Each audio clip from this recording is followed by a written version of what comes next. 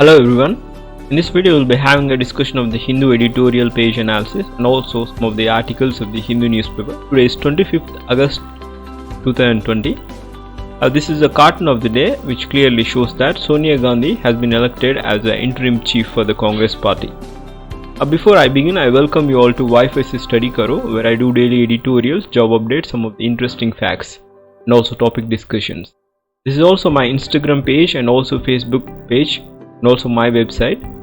You can find the links in the description so that you will not miss any further updates. I am Prashant. Let's get started. The first headline is regarding this Prashant Bhushan. Today there is a hearing for the Prashant Bhushan. Prashant Bhushan was found guilty because of its tweets by the Supreme Court, and he was given some time to retrace or retract and show some apology, write some apology, but he is not accepting that. So his statement is that if I retract a statement before this court that I otherwise believe to be true or offer an insincere apology that in my eyes would amount to be the contempt of my conscience and of an institution that I hold the highest esteem. This is what the Prashant Bhushan says regarding the apology. So lawyer won't offer any insincere apology. The Supreme Court to study effect of the Prashant Bhushan statement today. The next article is regarding the Google Pay violation. High Court seeks reply from the government and RBI. So plea claimed that the company was storing sensitive data, flouting central bank rules.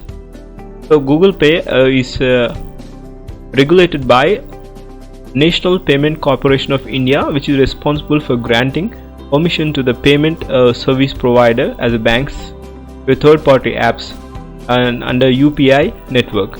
So the plea claimed that the company was storing personal sensitive data in contraction to the UPI procedural guidelines of October 2019, which allows such data to be stored only by the PSB banks systems and not by any third-party applications. So this is what it happened. So the plea which claims that company was storing a sensitive data flouting central bank rules. The first article of the Hindu editorial page is regarding the Fiscal Council. Fiscal means a financial budget which is allocated to some of the government reforms which it should be used. So this says that the fiscal situation in India has been a severe stress even before the COVID-19, but it has become worsened after the pandemic has affected. The fiscal deficit for the center in 2019 to 20 as estimated by the Comptroller General of Accounts was 4.6% and 0.8 percentage points higher than the revised estimate. So for the current years, even without any additional fiscal stimulus, the deficit is estimated at about 7% of the GDP and 3.5% estimated in the budget due to the sharp decline in the revenues. So the author is also the Finance Commission member, and he says that there should be a transparency in the fiscal budget, and with this transparency there should be also individual fiscal budget repayments so that there should not be any repayments or any deficits in the budget. That's why this fiscal situation can be elevated by these measures. So besides large deficits and debts, there are questions of comprehensiveness and transparency and accountability in budgets. So the practice of repeated postponements of the targets, timely not settlement of the bill payments and off-budget financing to show lower deficits has been a regular common practice. But the report by the Comptroller Auditor General, that is CAG of India in 2018 on the compliance of the Fiscal Responsibility and Budget Management FRBM Act for 2016 to 2017 highlights various obfuscations done to keep the liabilities hidden. So this is regarding what it had done in 2016 and 17 by the CAG, Comptroller Auditor General, to keep the liabilities hidden. Some of the modifications have been done in that policy. So covering the arrests of fertilizer subsidy and issuing short-term bonds on unsecured loans and borrowing from the National Small Saving Funds by the Food Corporation of India towards meeting the food subsidy and its arrears, financing irrigation projects from the Long-Term Irrigation Fund, that is LTIF, created by the National Bank of Agriculture and Rural Development (NABARD), and financing of railway projects through borrowing of the Indian Finance Corporation are some of the examples where there is a due of the money, that is, we call it as a deficit. So Life Insurance Corporation of India out of the Industrial Development Bank of India, and Power Finance Corporation buying out the Rural Electrification Corporation and remitting the money to the government as a disinvestment proceeds. So 13th Finance Commission recommended that a committee which should eventually transform itself into the Fiscal Council to conduct an annual independent public review of FRBM compliance, including a review of fiscal impact and also policy decisions on the FRBM roadmaps. So at the time when this happened, due to the disinvestment proceeds, the committee has finalized that there should be an independent policy review of FRBM compliance. So again, the problem is that the council created by the finance ministry and reporting it hardly be expected to be independent. So therefore, the 14th Finance Commission recommended that the establishment of independent fiscal council, which should be appointed by and reporting to the Parliament by inserting a new section to the FRBM Act.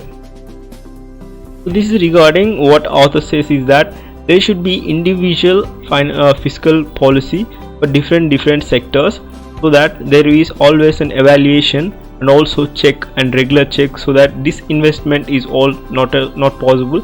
We can elevate the fiscal policies by these measures. The next article is regarding the health sector, how neglect with a reform agenda. Here the author compares with the US health sector versus the Indian health sector, how the things are going on. The US health sector, US Affordable Cares Act ACA versus Ayushman Bharat Pradhan Mantri Jan Arogya Yojana ABPV PMJ. So author compares with these two things, how things are going on. So India cannot afford a complacent in thinking of the pandemic alone will change the health sector landscape. So two countries which lead to the COVID-19 cases tally in the world today, namely the United States in the first place and India in the third place, are the one where there is a need for healthcare reform post COVID-19 and also has been keenly felt. So this is due to the lack of effective universal healthcare coverage in these countries, which has broadened concerns beyond the frontiers of the epidemic response into the larger domains of access, equity and quality of healthcare. So the two aspects is that there should be a possible regular universal health coverage system, so that these of the pandemic situations, it might be helpful to the public and different people in the different domains. So there should be a large domain of access and equity and quality of healthcare. So the two important and interrelated implications is that the first thing is that certain entrenched characteristics of these health systems that have occurred over the decades tend to dictate the terms of further evaluation and lead to the number of compromises. So they are compromising on the quality. Secondly, the long legacy itself comprises a path-dependent trajectory that precludes far-reaching healthcare reforms. So there is a long-term process, so that the normal people cannot at the time of healthcare, they are not focusing on the long-term procedures, rather than they are moving and giving a space to the private sectors. So in US, what had happened due to the Affordable Care Act, the private sectors have dominated this Care Act and there is no proper healthcare given. Only 40% of Indian are covered in Pradhan Mantri Jan Arogya Yojana. What the author says is that, so this should be elevated and we are giving more room to the private organizations rather than we are focusing upon our elevation into the government sector. The next article is regarding the challenge of catching elusive taxpayers. So there has been a lot of action taken regarding the tax by the government of India, but there is really a challenge of tax paying. So various reforms have been introduced over the years, but none of them have worked. So India's tax collection is set to decline sharply this year because of the decline in national income and also fall in employment due to the COVID-19. The Prime Minister unveiled income tax reforms to make the system faceless, painless and seamless. he stated around 15 million people pay income tax out of the population of around 1.35 billion. So there has been a lot of drop in the number of taxpayers. Again, the government has introduced a new system regarding this. The government is able to trust neither the tax department officials nor the rich.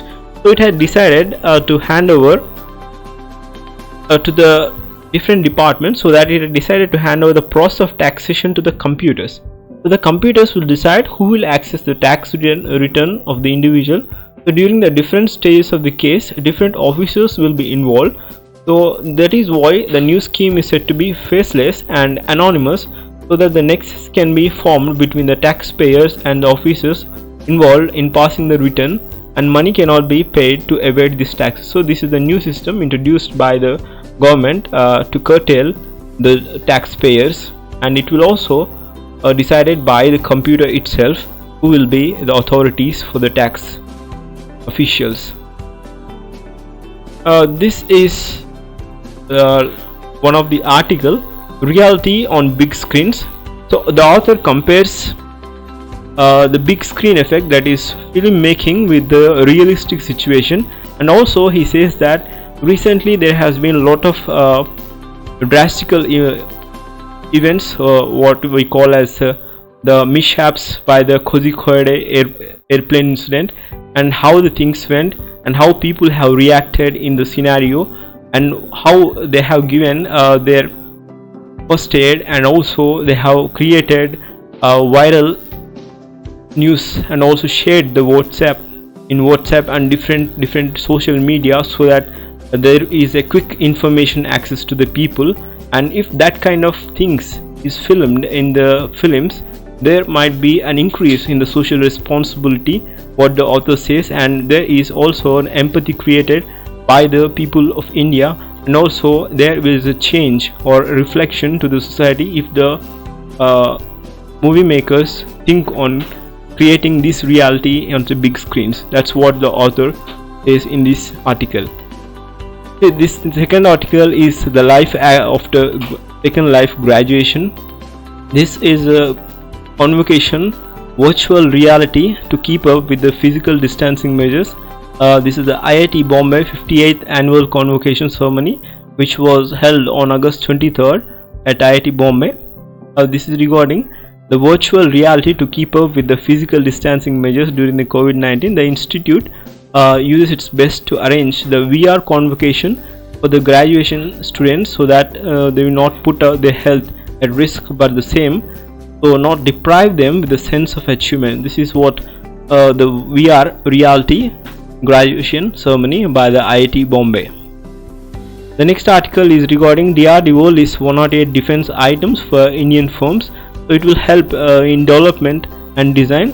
A list of 108 military subsystems and components have been identified for the development by the Indian Research and also Defense. DRDO, Defense Research and Development Organization, will provide support for the process, the Defense Ministry said on Monday. So the development of the subsystems and the components would be done over the year for the next couple of years. The DRDO has been partnering with the industry for the many years, including the development of full systems like advanced town artillery gun system, that is ATAGS, and Panika rocket launchers, among others. So collaborating with the DRDO in the development of major weapon systems of the industry, Indian industry had matured to a stage where they can develop systems on their own. Indian industry had progressed from a build to print partner to build to specification partner as the ministry stated. So their present industry based on the DRDO consists of 1800 micro, small, and also a negative import list. So the announcement by the followers of 101 items on the negative imports listed on the Defense Ministry on August 9th, which will be domestically procured by the phased manner. The next article is on DNA bill can be misused, flag a draft report. So House Committee says that the provisions could lead to caste or community based profiling.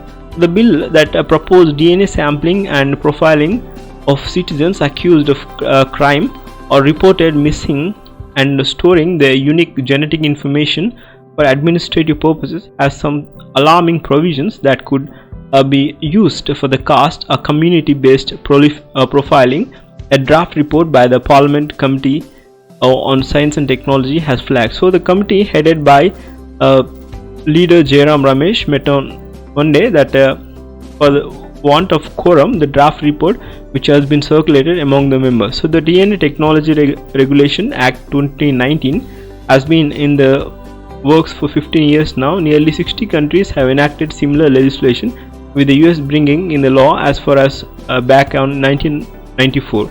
The committee in its draft report pointed out that DNA profiles can reveal extremely sensitive information on the individual, such as pedigree, skin color, behavior, illness, health status, and susceptibility to the diseases.